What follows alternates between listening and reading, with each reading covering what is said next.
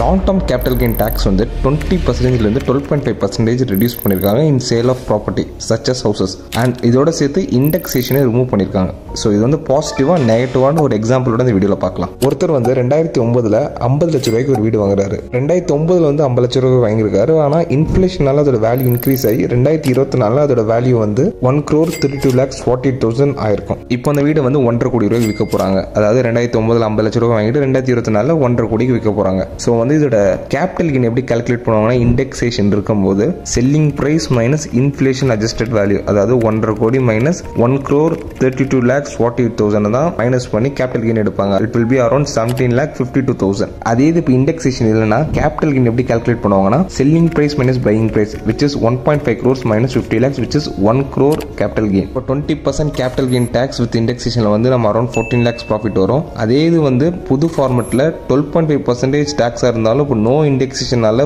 Just 5 lakhs தான் profit வரும்.